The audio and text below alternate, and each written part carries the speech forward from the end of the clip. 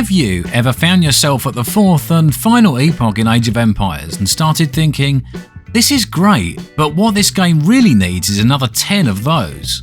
Probably not, but if you ever did, then Stainless Steel Studios had the game for you. Hi, I'm Calivan, and today we're going to take a quick look at 2001's Empire Earth, check out some of the features and discuss why sometimes more is not always better. Empire Earth was the brainchild of Rick Goodman. Not perhaps a household name, but certainly an important one. He co-founded Ensemble Studios back in 1995 and was the lead designer for Age of Empires, so he certainly made his mark on video games. For reasons unknown to me, Rick left Ensemble back in 98 and founded Stainless Steel Studios, which would go on to release Empire Earth 3 years later. This goes some way to explain why much of the initial gameplay, user interface and control scheme is pretty much Age of Empires in every way, shape and form you care to imagine. Graphically it's a lot different, and technically it's very impressive for the time. Unlike many of the other releases from the late 90s or the early 2000s, Empire Earth is a fully 3D affair. It stuck with a realistic rather than cartoony feel, something more akin to Age of Empires than Warcraft 3. Unfortunately for lovers of older games, that puts it in a rather uncomfortable spot where it looks dated rather than charming, a fate shared by many of the early fully 3D real-time games such as the Dark Reign and Mech Commander sequels. As we hinted at before, the basic gameplay is very recognisable. You've got a capital building, you build citizens and send them out to gather food, wood, stone and other required resources. You can also build a whole slew of production and support structures, allowing you to raise an army and provide bonuses for your population. The first age, or epoch as they're referred to in Empire Earth, is pretty low down the tree, and initially you've not got access to much more than people who can gather sticks, people who can throw rocks, and people who can tie those rocks to sticks and bash people over the head with them. You've also got access to an autonomous scout dog, which makes no sense whatsoever. As you gather resources, expand your settlement and research upgrades, you can advance to the different epochs, and after a while you've swapped your sticks for swords and rocks for arrows. This is where the game starts to distance itself from Age of Empires and starts to take its cues from Civilization, as if you play long enough, you have progress from iron tools to iron cannons and then onto ironclads and, well, iron cannons. In Empire Earth, the Imperial Age is nothing but a waypoint on the way to further advancement, and as the epochs pass by, you'll be attacking your enemy with field guns, tanks, stealth bombers and finally giant robots. However, don't think that this is all going to happen in a 30-minute game, as you would have to be at it for hours to ever reach this sort of progression.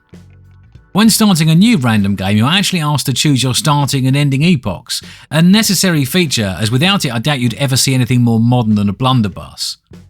The standard AI is both industrious and aggressive, and every time I attempted a game it would rapidly expand to cover the whole map, and then set upon me with pointed sticks before my civilization had ever dreamed of something as advanced as a wheel.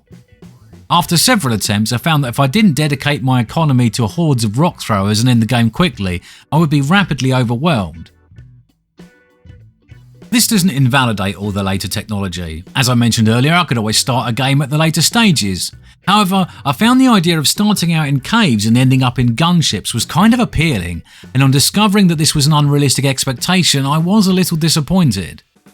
When I first played this game over 20 years ago, it was a different time and a different feeling. My group of friends would relish this sort of multi-hour epic and enjoy sitting in our own corner of the map, building a cool base while sending out occasional sorties of attack elephants, musketmen and Sherman tanks. We had a very much make-your-own-fun mentality to these sorts of games, and our own roleplay-like rule set is certainly not one that is very recognisable to the game's AI or generally how we play these sorts of games today. Now, you might be thinking to yourself that I'm being overly critical of Empire Earth, and you're probably right. It's an old game and it didn't have the benefit of the last 20 years of improvements and hindsight that modern titles have done. However, out of all the games that I've played both recently and on the original release, I think it's the one that best illustrates my point for this video. So, if you feel I'm being a little unkind to a game you love, then please accept my apologies. And remember, just because something is imperfect, it doesn't mean that it can't still be enjoyable and have value. Anyway, although Empire Earth does feature a vast array of past, present and future combatants, this is where the focus on advancement stops, and anything adjacent to the actual units is totally neglected. My civilians harvest vegetables, put their tools to trees and piles of stone so I can make archers. All good. But this process remains unchanged even when I'm manufacturing main battle tanks and attack helicopters. Need a tank factory? Time to send out a few civilians with hatchets and harvest 275 wood. What about a submarine? Let's grab the pickaxes, as we'll need 100 iron for those. There is nothing that represents anything even close to the industrial age when it comes to resource gathering. You're still harvesting pumpkin patches, working small tracts of land and carting around materials in wheelbarrows, while atomic bombers fly merrily overhead. This creates a situation where all of the promised advancement at different ages feels like a cheap gimmick rather than a really interesting set of features.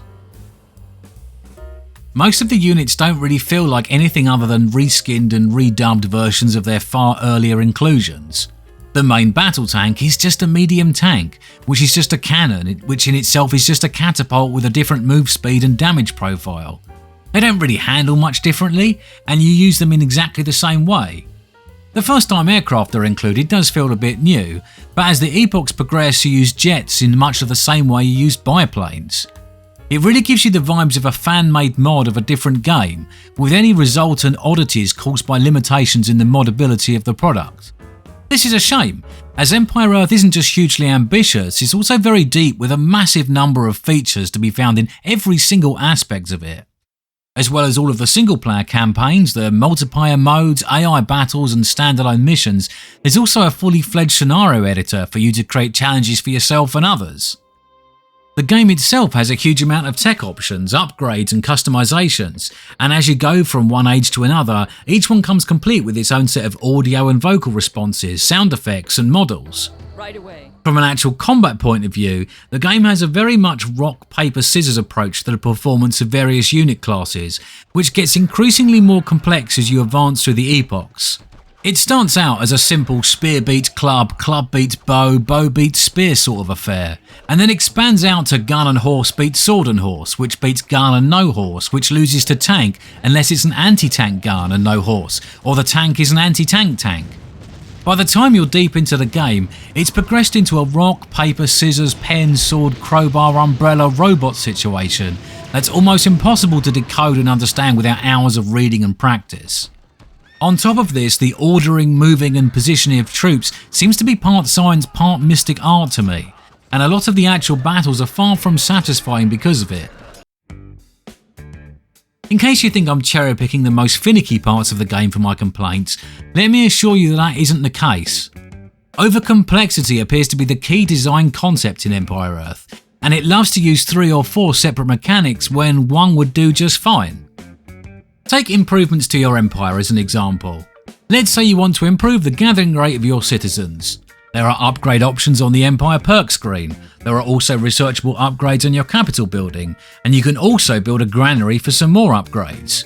You can also populate some buildings. Not all, not even many, but a few. Your capital building has something called a transport capacity of 50. You can build citizens and garrison them in the capital to populate it, filling up the transport capacity bar. This will increase the resources granted when other citizens bring stuff back here. But this is a one-way process, and you can't take citizens back out again. This strange and poorly explained mechanic is also how you create new capital buildings. Rather than build one directly, or build a settlement and upgrade it, you instead have to build a settlement and then populate it with a handful of citizens. This turns it into a town hall, which you can populate with another 15 citizens to turn it into a capital. Clear as mud, right? I think if we were to sum up the main problem with Empire Earth, it would be that it's just too ambitious. It falls into the trap of thinking that more is always better, and if a problem exists, it can best be solved by additions rather than subtractions. There is a great quote by the French writer Antoine de Saint-Exupéry. It goes as follows: "Perfection is achieved not when there is nothing more to add, but when there is nothing left to take away." I love this, and I've applied it to much of the work and design I've done throughout my life. There is a great beauty to simplicity, especially when you're writing code or creating a game. I don't mean that everything should be basic, dull and featureless. I just think that creative works, products and other endeavours should have just enough of what's needed for them to fill their purpose. Complex, detailed and deep solutions are only suitable when a particular use case requires them for satisfaction. Otherwise, they just result in a convoluted mess that's hard to understand and difficult to enjoy. Think of it like this. You wanted to make an Age of Empires style RTS that spans a greater period of time. Sounds like a good idea and an interesting one. But your budget isn't unlimited, and neither is the patience and or attention span of your intended audience, so some degree of careful thought needs to go into the implementation. Controlling a dude with a sharpened stick is pretty much the same gameplay experience as controlling a dude with an iron spear, or a slightly longer spear, or a slightly pointier spear, which can also be said about a unit with a simple bow, a short bow, a composite bow, or a long bow. Spreading these units out over 7 of the 14 epochs that define your game would just be a huge waste of everyone's time, and result in a situation where your players would feel like they're travelling a long road to nowhere. I would think that each of your great ages, eras or epochs should feel very different from one another. If it's going to take a long time, a huge amount of resources and a great deal of risk to tech up to the next one, then it better feel like things have changed and it was all worth it. If you decided on something like 7 or 8 major levels of change, then you'd only need to worry about half as much content, and then you could make all of that content twice as good. This would allow you to create a game where your economic model upgrades alongside your military one, and ensure that your poor citizens are not hunting wild elk and picking shiny rocks off the ground with their bare hands in order to turn them into aircraft carriers. The great shame of Empire Earth is it's such a cool concept and so many interesting features, but you just can't physically experience them all in a single session. The idea of progressing from cavemen to combat walkers is only appealing because you get to experience each end of the spectrum and everything in between. But in reality, Empire Earth is actually many different games or modes all rolled into one, and you can only really hope to experience a small slice at any one time. Sure, if you have several hours to kill, some good friends and a long-standing non-aggression pact, then you can go the whole distance. But for everyone else, your most hopeful experience is to see your bowmen turn to musketmen or your biplanes turn to bombers.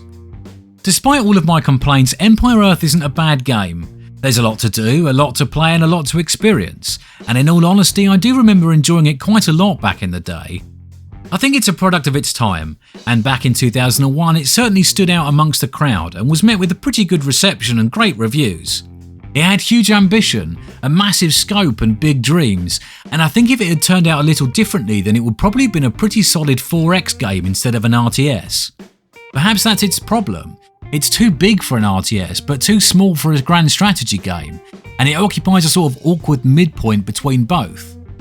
The complexity and scope make it quite hard to learn, enjoy or jump in, and the tutorial was so boring I ended up staring at a blank sheet of A4 between stages to heighten the excitement.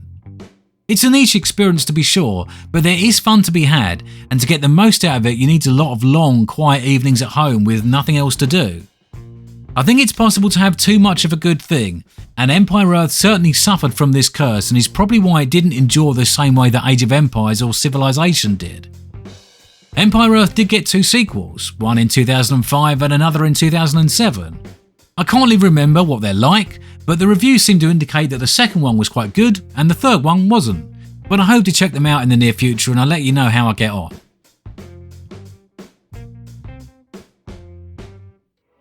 Hi there, thanks for experiencing Empire Earth with me. If you enjoyed this video, click the like button, and I would very much appreciate you sharing your experiences of any of these games in the series in a comment or on the Discord. And as usual, if you want more of this sort of thing, then subscribe to my channel and I hope to see you back soon.